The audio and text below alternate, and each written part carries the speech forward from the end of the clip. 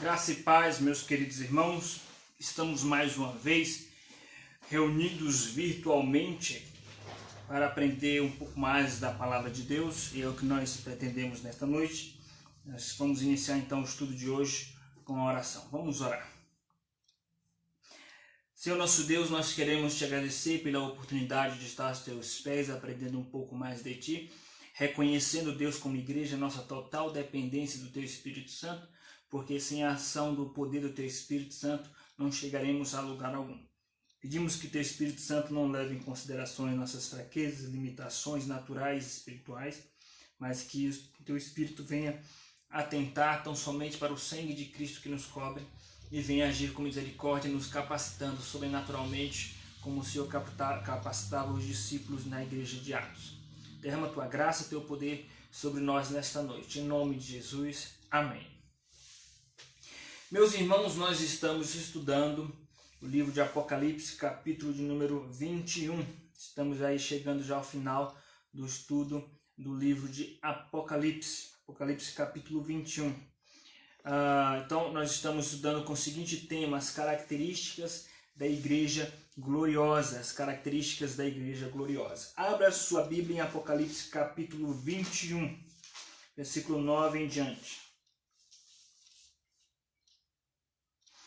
Apocalipse capítulo 21, versículo 9 em diante. Quero cumprimentar os irmãos que estão nos acompanhando pelo Facebook, cumprimentar também os irmãos que estão nos acompanhando pelo Instagram. Então, Apocalipse capítulo de número 21, versículo 9 em diante. Vou resgatar aqui alguns conceitos que nós estudamos na quarta-feira passada, para deixar os irmãos inteirados sobre o contexto do nosso estudo.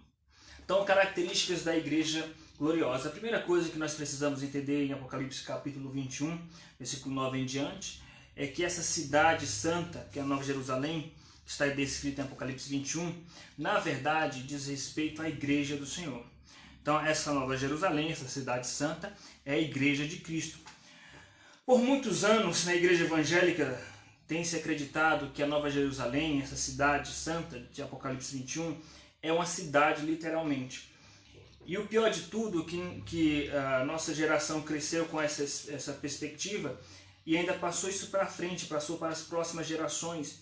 Ensinamos nossas crianças que um dia nós vamos andar numa cidade com ruas de ouro, né? Uma cidade sobre 12 fundamentos, 12 portas, repleta de pedras preciosas, tá? Com a muralha alta. Então nós crescemos na igreja com aquela expectativa, com aquela esperança de que, apesar das lutas que nós passamos aqui, nós vamos morar numa cidade riquíssima, uma cidade próspera, cheia de pérolas, de pedras preciosas e uma rua de ouro. Tá? Então nós crescemos com essa perspectiva e é tanto que inclusive tem hinos e cânticos da igreja evangélica em torno dessa temática. Mas, na verdade, meus irmãos, o que Deus tem preparado para nós, Paulo disse que nem olhos viram, nem ouvidos ouviram. Então nós não sabemos o que é exatamente o que Deus tem preparado para nós no novo céu e nova terra. O que nós sabemos é que é muito melhor do que tudo aquilo que nós pensamos ou imaginamos. Então é muito melhor do que meramente uma cidade com riquezas materiais físicas. Então, o que Deus tem preparado para nós?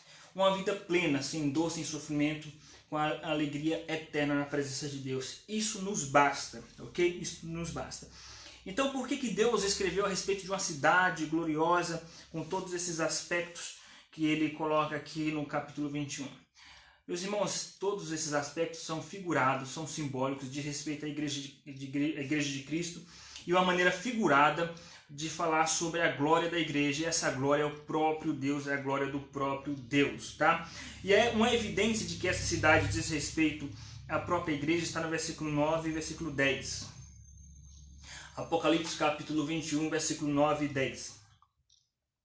Então veio um dos 7 anjos que tem as 7 taças cheias dos últimos 7 flagelos, e falou comigo dizendo: vem mostrar-te-ei a noiva, a esposa do Cordeiro. Todos nós sabemos que a noiva do Cordeiro é a igreja de Cristo. Toda a teologia do Novo Testamento aponta para isso. as cartas de Paulo falam sobre isso, que a igreja é a noiva de Cristo, a esposa, a noiva do Cordeiro. Tá? Muito bem. O versículo 10. E me transportou em espírito até uma grande e elevada montanha e me mostrou a cidade santa. Ou seja, vem mostrar-te a noiva, e de repente ele mostra a cidade. Mas cadê a noiva? Ele não iria mostrar uma noiva, de repente mostra a cidade, porque essa cidade, meus irmãos, é a noiva de Cristo. Me mostrou uma cidade santa, Jerusalém, que descia do céu da parte de Deus, a qual tem a glória de Deus. Tá? O seu fulgor era semelhante a uma pedra preciosíssima, como pedra de jaspe cristalina. Tá? Então essa cidade que descia da parte de Deus não é o que muitas pessoas acreditam que haverá uma cidade, que há uma cidade no céu nos aguardando. Essa cidade é a própria igreja. Abra a sua Bíblia em Hebreus, Epístola aos Hebreus. Abra a sua Bíblia na Epístola aos Hebreus. Capítulo 12.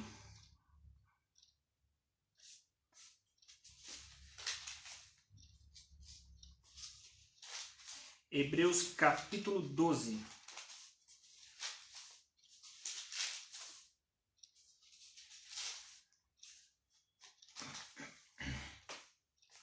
Versículo 18. Ora, não tendes chegado ao fogo palpável e ardente, e a escuridão e as trevas e a tempestade, e ao clangor da trombeta e ao som de palavras tais, que quanto os ouviram, suplicaram que não se lhes falasse mais, pois já não suportavam o que lhes era ordenado. Até um animal, se tocar o monte, será apedrejado. Na verdade, de tal modo era horrível o espetáculo que Moisés disse: sinto-me aterrado e trêmulo. Mas tendes chegado ao monte Sião e à cidade do Deus vivo. Então, decore isso. Tendes chegado ao monte. Nós chegamos ao monte. Chegamos ao monte Sião. Tá? Tendes chegado ao monte Sião e à cidade do Deus vivo. Que cidade é essa? A Jerusalém celestial e a incontáveis hostes de anjos e a universal assembleia. Versículo 23. E a igreja dos primogênitos arrolado nos céus, e a Deus o juiz de todos, e aos espíritos dos justos aperfeiçoados. Ele usa várias expressões para designar a mesma coisa. A igreja dos primogênitos, a universal assembleia, a Jerusalém celestial. Tá? E essa Jerusalém celestial, universal assembleia, adora a Deus juntamente com incontáveis hostes de anjos. Então volte para Apocalipse capítulo 21. Quem é essa cidade santa de Apocalipse capítulo 21? Na verdade, essa cidade santa diz respeito à igreja de Cristo. Apocalipse capítulo de número 21. Ok? Capítulo 21, versículo de número 10. E me transportou em espírito até uma grande e elevada montanha. Lembre-se que nós temos chegado ao Monte Sião. Então ele nos elevou até uma montanha elevada e mostrou a cidade santa. Okay? Veja uma outra evidência de que essa cidade santa diz respeito à igreja. E essa igreja que existe hoje, essa já é a Jerusalém. Capítulo 11 de Apocalipse, versículo 1 em diante.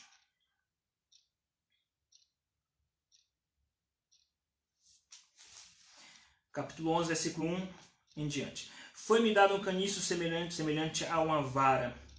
E também me foi dito: dispõe-te e mede o santuário de Deus. Quem é o santuário de Deus? Nós somos o santuário do Espírito Santo. Nós somos a igreja do Deus vivo. A Bíblia diz em Apocalipse capítulo 1 e 2 que Jesus ele anda no meio da igreja, do santuário de Deus.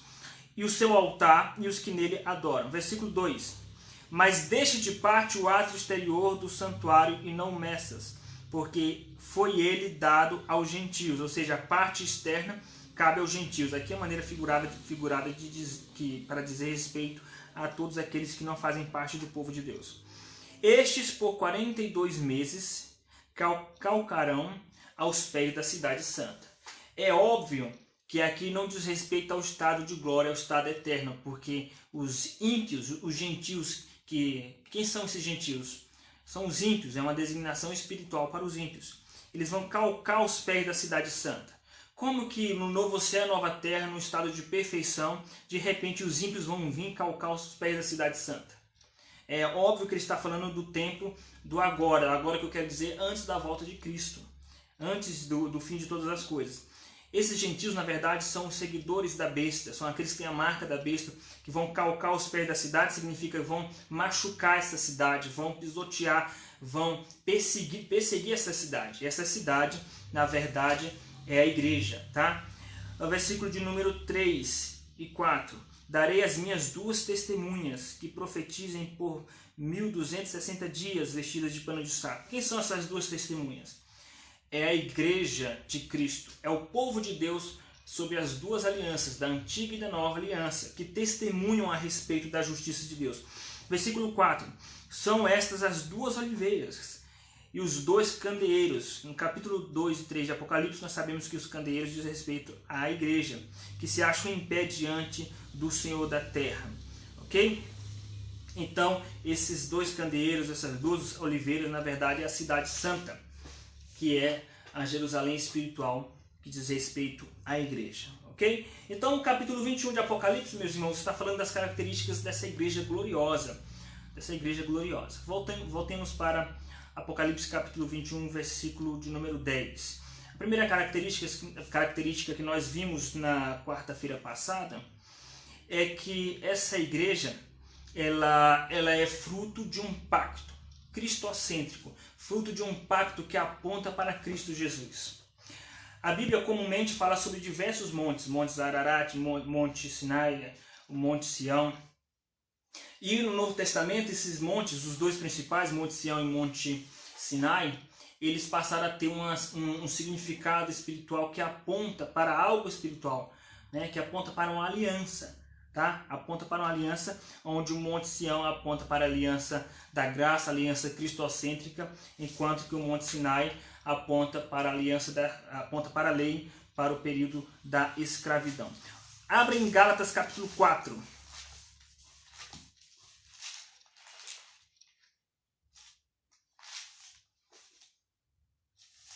Gálatas capítulo de número 4.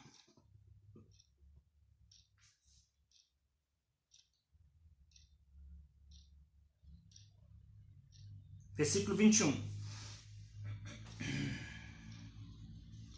Gálatas capítulo 4, versículo 21.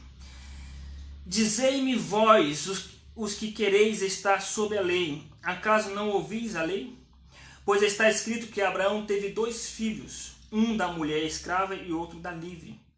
Mas o da escrava nasceu segundo a carne, o da livre mediante a promessa.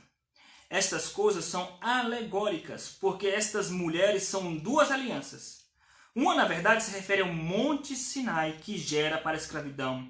Esta é Agar. Então, essas 2 mulheres se referem a 2 alianças. Tá?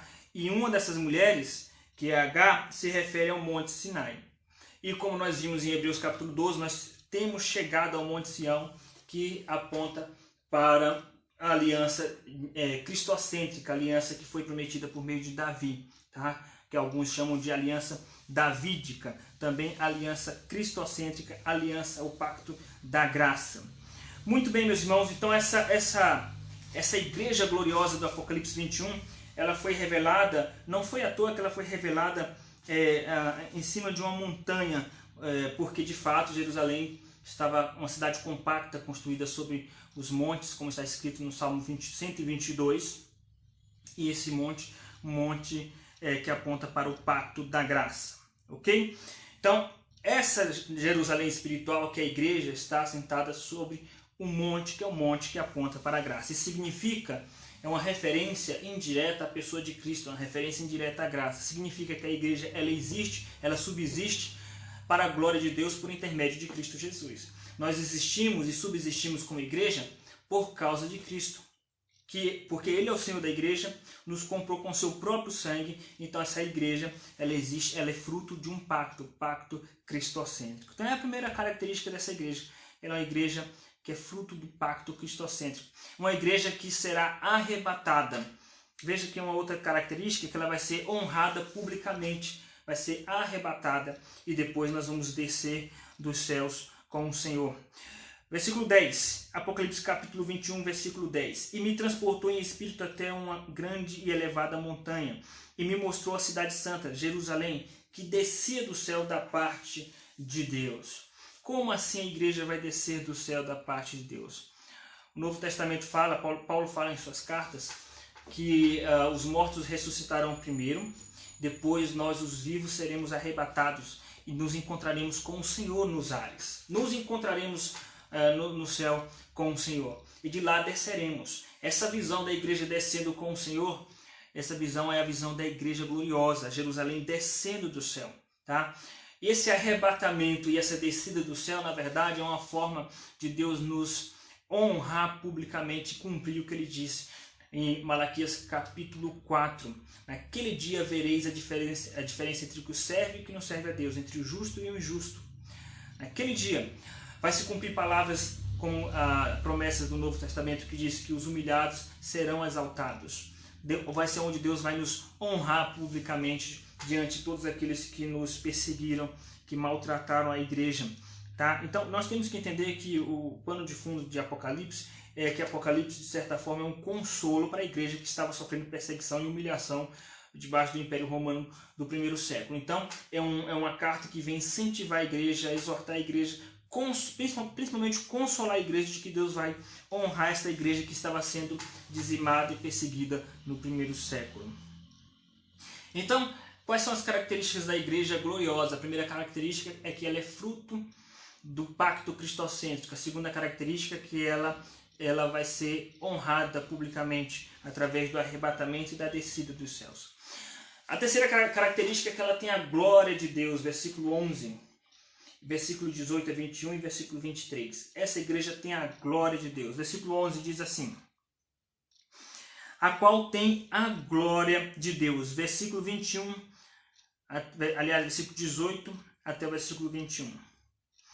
A estrutura da muralha de jaspe, também a cidade de ouro puro, semelhante a vidro límpido.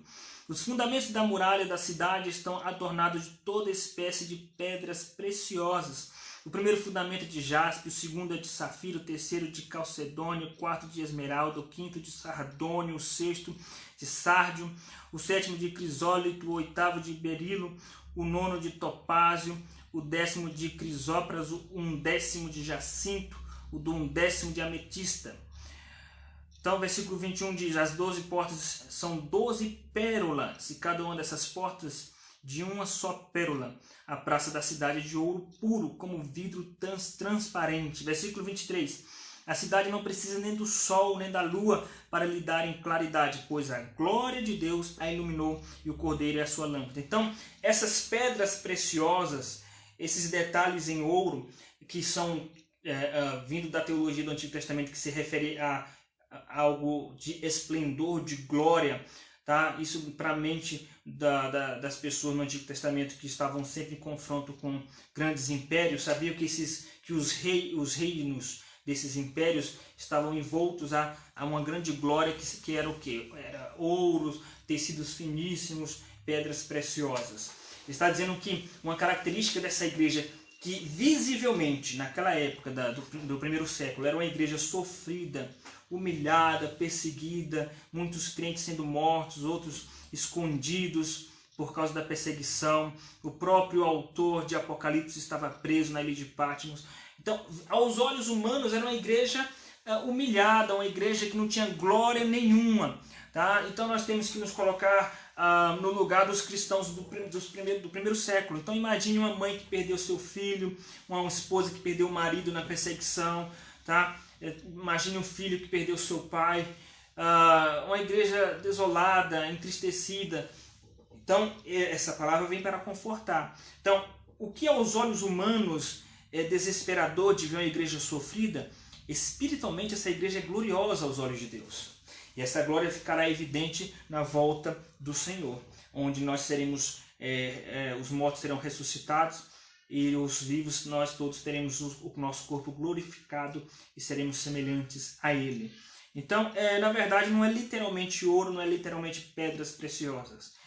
Essa glória é muito além do que a glória de um ouro que é perecível. Essa glória vai muito além do que a glória de pedras preciosas que são perecíveis. É uma glória que nem olhos viram, tá? Então, é uma igreja gloriosa porque tem a glória de Deus. Tem a glória de Deus. Essa é a terceira característica da igreja gloriosa. A sua glória é a glória do próprio Deus. Muito bem, essa igreja também ela é protegida. Ela foi protegida na antiga aliança, protegida na nova aliança e será protegida eternamente, guardada sob o poder de Deus. Tá? Versículo 12. Tinha grande e alta muralha, 12 portas, e junto às portas 12 anjos, e sobre elas nomes inscritos, que são os nomes das 12 tribos dos filhos de Israel. Das 12 tribos dos filhos de Israel. Então, uma grande e alta muralha. Quem é essa muralha? A muralha, meus irmãos, uma outra palavra para descrever muralha no Antigo Testamento é fortaleza. A muralha era uma fortaleza da cidade, tá? Jerusalém, que estava construída como cidade compacta, para onde sobem as tribos, Salmo 122, tinha uma muralha alta, né? E era uma cidade fortificada. Israel eles não poderiam se confiar ou se fiar nessa muralha, eles tinham que confiar em Deus. Então, elevo meus olhos para os montes, que de certa forma, os montes, tanto os montes a caminho de Jerusalém, como os próprios montes onde Jerusalém estava construída, eles tinham que entender que a proteção não viria dos montes em si, mas viriam daquele que criou os céus e a terra, como diz o Salmo 121, que é o próprio Deus. O meu socorro vem do Senhor. Porque quem socorre a igreja é o Senhor, quem guarda a igreja é o Senhor. A muralha alta e grande, essa muralha é o próprio Deus. Deus quem tem guardado a igreja, Deus que vai guardar a igreja, Deus que vai preservar nossos pés de vacilarem. Tá? Então, está escrito no Salmo 121, não permitirá que os teus pés vacilem. Aquele que te guarda, o guarda de Sião, ele te guardará na tua entrada e na tua saída. Tá? Aliás, o texto de Salmo 121 diz que o guarda de Sião nos guarda na saída e na entrada. Né? Então, Deus guardou o povo da saída do Egito até a entrada da terra prometida. Deus nos guardou da saída do mundo até a entrada no novo céu, na nova terra, na terra prometida. Então, essa muralha é o Senhor. Tá? Aquele que habita no esconderijo do Altíssimo diz ao Senhor, tu és a minha rocha, o meu escudo. Tá? Então, minha fortaleza, meu refúgio. Então, Deus é nosso refúgio. Isso significa que, sendo Deus a nossa proteção eterna, quem vai nos guardar eternamente, vai se cumprir o que está escrito no próprio livro de Apocalipse, capítulo 22, que nessa cidade não haverá maldição alguma, impureza alguma vai entrar nessa cidade. Tá? Então esse muro, essa muralha, ela é simbólica, não é literalmente a muralha. Por que Deus precisaria construir literalmente uma muralha, um muro? Para proteger a cidade de quem? Será que Satanás pode dar uma fugidinha do inferno, pular o muro de Jerusalém, da Nova Jerusalém, e entrar na Cidade Santa? Claro que não. Os ímpios e Satanás estarão no Gehenna, no inferno eterno. Então é para nos proteger de quê? Na verdade, para dizer o seguinte, a presença poderosa de Deus que nos guarda estará conosco eternamente, e mal algum chegará à nossa tenda eternamente. Veja, essa proteção de Deus não é só agora nem eternamente, por toda a eternidade, mas desde a antiga aliança, a antiga e na nova aliança, Deus nos protege. Versículo 17. Mediu também a sua muralha, 144 côvados, medida de homem, isto é, de anjo. Então, veja, a medida da muralha, 144 côvados. O que significa 144 côvados? 144 significa 12 vezes 12. Ou seja, Deus protegeu o povo que estava sob a liderança das 12 tribos.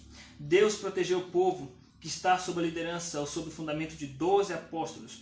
12 tribos vezes 12 apóstolos significa 144. A medida de 12 côvados é simbólica. Significa o seguinte, que essa muralha Deus tem guardado na antiga e na nova aliança Deus tem guardado a igreja. Muito bem, a cidade ela é fruto do pacto cristocêntrico, é uma igreja que será honrada, é uma igreja que tem a glória de Deus, é uma igreja protegida por Deus, é uma igreja que teve um início como comunidade, como povo de Deus, a partir das 12 tribos de Israel. Versículo 12. Tinha grande e alta muralha, 12 portas.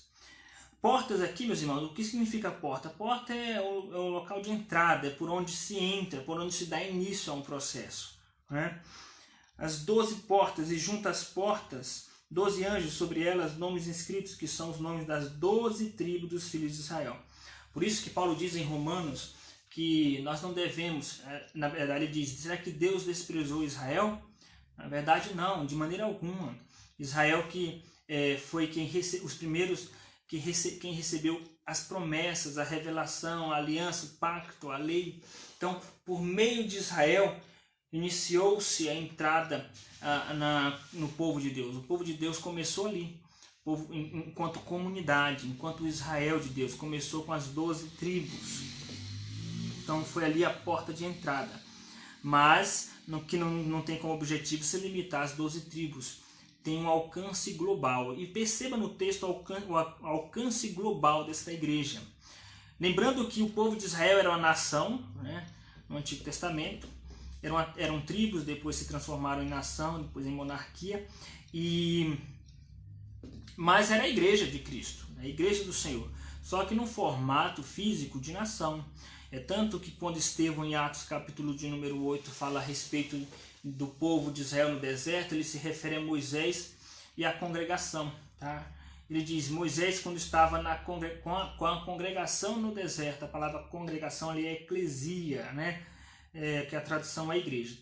É bem verdade que a tradução não precisa ser somente igreja, a tradução também é ajuntamento, é assembleia, né? É comunidade, a palavra eclesia. Mas nós sabemos que esse ajuntamento, essa assembleia que estava no deserto, era a igreja do Antigo Testamento. Assim como nós, igreja do Novo Testamento, nós também somos uma nação, já no sentido inverso, não uma nação física, mas espiritual, nação santa, povo de propriedade exclusiva de Deus. Então, veja que essa igreja teve início a partir das 12 tribos, mas com objetivo global, de alcance global. Versículo 13. 3 portas se achavam a leste, 3 a norte, 3 ao sul e 3 a oeste. Norte, sul, leste, oeste. Significa os 4 cantos da terra. Porque o objetivo é que a igreja abra portas para a entrada. A igreja é porta de entrada para a salvação nos 4 cantos da terra através da pregação do Evangelho. Ok?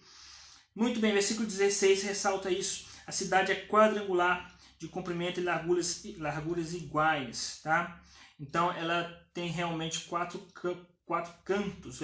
Capítulo 5, versículo 9 fala sobre isso. Capítulo 5, versículo 9 de Apocalipse.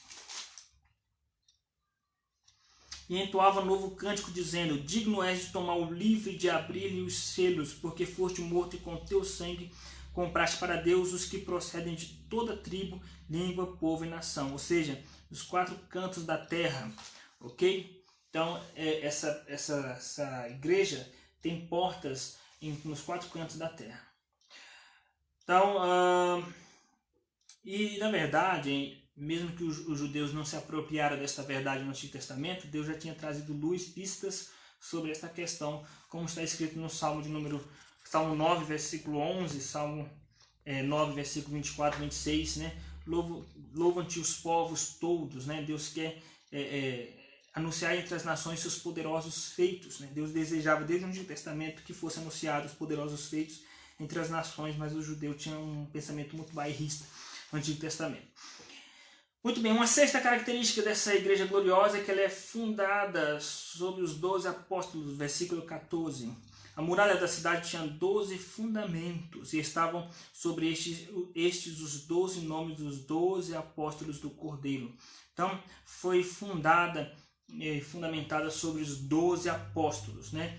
E sedimentou e completou a revelação de Deus para a igreja a partir dos apóstolos. Muito bem, então a igreja que ela é iniciada com as 12 tribos e é fundada nos 12 apóstolos, fundamentada nos 12 apóstolos. Mas é uma igreja que tem limites. Eu estou falando aqui não de limites espirituais necessariamente, estou falando de limites de quantidades. Ela tem perímetros. Não é uma igreja global no sentido de que todos serão incluídos nesta igreja, todos serão salvos. É claro que não. O próprio anticristo não vai ser incluído nesta igreja. E nem os seus seguidores serão incluídos nesta igreja. Então ela tem limites, ela tem perímetros, essa cidade, que é esta igreja. Versículo 15 e 16. A cidade é quadrangular, de comprimento e larguras iguais, e mediu a cidade com a vara até 12.000 estádios. Tá? Então, veja, 12.000 é uma referência ainda às 12 tribos, 12 apóstolos. Tá? 1.000 porque muitos, né? Então, mediu a cidade com vara. Então, essa cidade ela tem uma medida, ela tem um perímetro. Tá? O seu comprimento, larguras e altura são iguais. Versículo 16. Versículo de número 27. Nela nunca jamais penetrará coisa alguma contaminada, nem o que pratica abominação e mentira, mas somente os inscritos no livro da vida do Cordeiro. Ou seja, qual é o perímetro? Qual é o limite? Tá? Essa igreja, ela não vai incluir, Deus não vai incluir toda a humanidade nesta igreja, mas somente aqueles que se encontram inscritos no livro da vida do Cordeiro. Tá? Então, o que pratica a abominação, a mentira e outros textos de Apocalipse falam sobre os idólatras, afeminados, homicidas, eles não herdarão o reino de Deus. Então, qual é o objetivo dessas portas abertas? Incluir os 144.000, ou seja, o número total dos eleitos. Ok? O número total dos eleitos. Apocalipse 7 fala sobre os 144.000. Por que 144.000?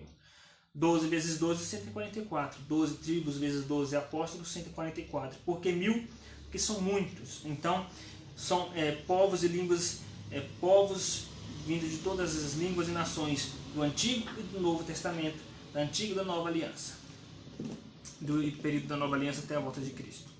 Muito bem, uma outra característica dessa igreja é que ela é a habitação de Deus.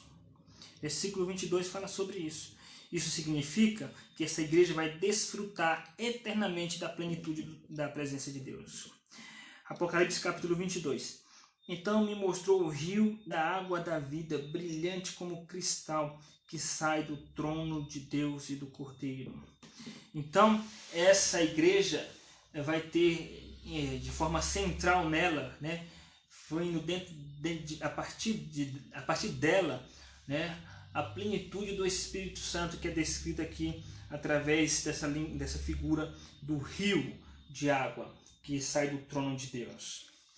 Meus irmãos, nós temos que entender, ainda que brevemente, significados relacionados ao rio e à água no Antigo e no Novo Testamento. Nós temos que nos lembrar da visão que Ezequiel teve a respeito do templo, onde o templo começava a se encher de água, dava nos tornozelos, nos joelhos, e até o ponto de que ele não conseguia mais ficar em pé e tinha que nadar, porque ele começou a transbordar esse rio. Está escrito no Evangelho de João capítulo 7, que Jesus disse: aquele que crê em mim, do seu interior fluirão rios de água viva. Pois bem, aí o crente se converte, ouve cânticos nas igrejas falando sobre esse rio, né? Rio de água viva que vai fluir do seu interior. Você busca a presença de Deus em oração, na leitura da palavra. Você busca essa plenitude, esse enchimento, esse transbordar do Espírito Santo. Só que de repente você se encontra numa tristeza profunda, numa depressão, numa crise de ansiedade, no medo. Você se sente às vezes vazio, você se sente às vezes como se estivesse sozinho, como se Deus não estivesse contigo, a sensação de que Deus está longe. Isso não significa necessariamente que você não seja crente. Davi passou por isso, Salmo 22 fala sobre isso. Mas por que isso? Como que nós temos a presença do Espírito Santo, a plenitude do Espírito Santo, o rio de água viva fluindo em nosso interior, e de repente você se encontra numa situação dessa? Aquele que crê em mim jamais terá sede, mas de repente você se encontra sedento, vazio. Onde estão as promessas de Deus? Onde estão as promessas de Deus? Então veja que essa promessa do rio fluindo do trono, ela é escatológica, ela diz respeito ao futuro, à volta de Cristo. Quando Cristo voltar e nós formos viver com Ele eternamente, no novo céu e nova terra, então nós vamos desfrutar desse rio. Lembre-se que Jesus em João 7 prometeu um verbo no futuro. Fluirão rios de água viva do seu interior. Por enquanto, nesse mundo nós teremos altos e baixos, nós teremos momentos de aflições, no mundo tereis aflições. Nesse mundo o que vai ser bastante comum são gemidos. Gemidos, porque Paulo fala que toda a criação geme, não somente a criação, mas também nós gememos em nosso íntimo. Então, nós gememos tanto que nós carecemos da intercessão do Espírito Santo em nossos momentos de fraqueza. Tá? Nós passamos por momentos de lutas tamanha que, a ponto de nos desesperar. Segundo a carta de Paulo aos Coríntios, capítulo 1, versículo 8, Paulo diz: não queremos, irmãos, que ignoreis a natureza da tribulação que nos sobreveio na Ásia, a ponto de nos desesperarmos até da própria vida. Então, essa promessa da plenitude do rio do Espírito Santo fluindo em nosso interior, ela é escatológica. Então significa que nesse mundo nós não vamos sentir nada, nós não vamos ter esse rio, vamos ter um pouco desse rio. Como está escrito na revelação a Ezequiel a respeito do templo. Nós somos o templo do Espírito Santo. Esse rio pode dar no tornozelo, no joelho. Esse rio pode nós podemos ser inundados com esse rio. Mas ele só vai ser pleno, esse rio nós só vamos ser inundados por esse rio de maneira plena e constante apenas no céu. Aqui nós teremos altos e baixos. Conforme você busca mais de Deus, mais você tem esse rio. Às vezes ele vai estar no tornozelo, no joelho, o tanto que você busca de Deus. O objetivo é que nós venhamos transbordar, ser cheios do Espírito Santo. Então nessa terra isso não é perfeito, é o quanto você busca de Deus. É o que Paulo fala em Romanos 8, que agora nós temos as primícias do Espírito. Nós não temos ainda a plenitude constante, eterna e perfeita do Espírito ainda.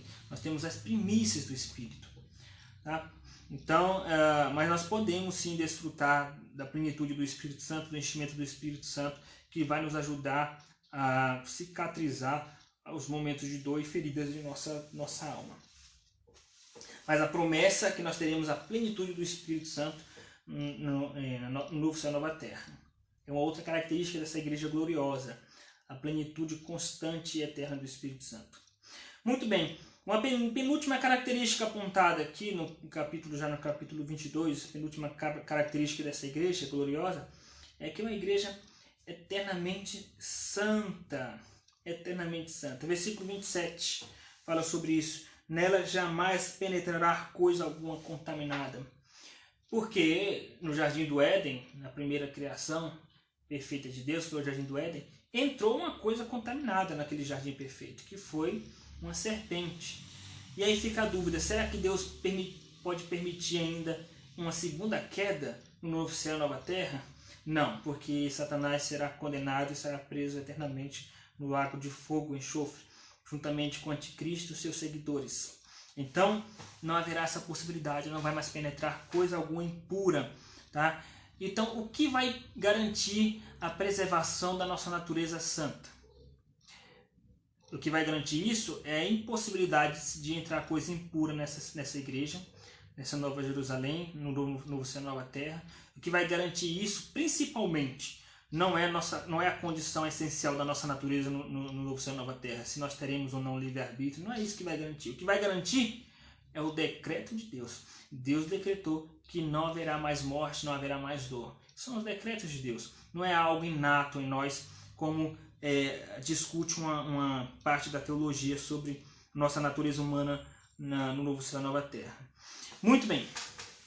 Meus queridos irmãos, sigamos aqui então a igreja eternamente santa. Capítulo 22, versículo 3 ressalta isso. Livre de toda maldição. Nunca mais haverá qualquer maldição. Nela estará o trono de Deus e do Cordeiro, e seus servos o servirão.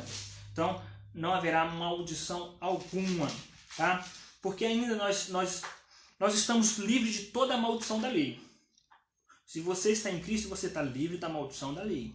Porque Cristo levou sobre si as nossas dores e ele se tornou maldito em nosso lugar.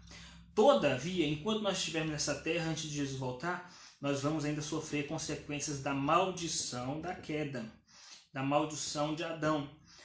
Deus diz para Adão, maldita é a terra por tua causa. Isso não mudou, mesmo que você se converta, você vai sofrer efeitos de epidemias, fome, crises, desastres naturais, tristezas, então, gemidos de nosso corpo, da criação, são efeitos da maldição da queda. Mas a maldição da lei, Cristo já carregou, nós não estamos mais debaixo da maldição da lei. Mas até a maldição da terra, nós seremos livres dessa maldição quando Jesus voltar. Por último, a última característica dessa igreja, que é uma igreja serva, uma igreja adoradora, capítulo 22, versículo 2. Uma igreja que serve, que dá frutos. 22, versículo 2. No meio da sua praça, de uma e outra margem do rio, está a árvore da vida, que produz 12 frutos, dando seu fruto de mês em mês, e as folhas da árvore são para a cura dos povos. Alguns dizem, então haverá povos doentes no novo céu e na nova terra. Veja, meus irmãos, que o verbo aqui não está no futuro. Não está dizendo que as folhas da árvore serão para a cura dos povos. Elas já são hoje. Então, as folhas dessa árvore já são para a cura dos povos. Ou seja, Deus usa os frutos da igreja, os frutos do Espírito, os frutos que são frutos do Espírito, que são os dons que Deus dá à igreja, para ser paliativo, para curar as feridas das nações, através da igreja adoradora, e os seus servos o servirão. Servir aqui não é simplesmente o trabalho em si, é muito mais amplo, é o servir corpo, alma e espírito, no sentido da parte do corpo e da parte imaterial, que é o que a Bíblia chama de alma, às vezes chama de espírito. Vamos adorar a Deus eternamente com todo o nosso ser. Então, é uma igreja adoradora, é uma igreja marcada, tá? Versículo 4, contemplarão a sua face, na sua fronte está o nome dele, marcada com o nome de Cristo. E por último, uma igreja de fato triunfante, versículo 5. Então já não haverá noite, nem precisarão eles de luz de candeia, nem de luz do sol, porque o Senhor brilhará sobre eles e reinarão pelos séculos dos séculos. Uma igreja triunfante. Essas são as características, meus irmãos, da igreja gloriosa de Cristo. Que é uma igreja fruto do pacto cristocêntrico, uma igreja que será honrada, uma igreja que tem a glória de Deus, uma igreja que é protegida por Deus, que é iniciada a partir das 12 tribos, é fundada nos 12 apóstolos, tem limites que diz respeito ao número dos eleitos, é a habitação de Deus, é eternamente santa, é serva, é marcada pelo Cordeiro e é triunfante. São as 12 marcas da igreja gloriosa de Apocalipse, capítulo 21 e 22. Vamos orar para encerrar, meus irmãos, esse estudo.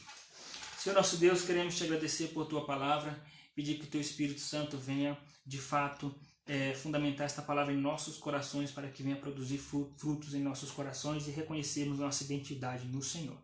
Que nossos olhos estejam fixados na glória que há de vir, não neste mundo carnal. Tudo isso nós te pedimos e te agradecemos em nome de Jesus. Amém.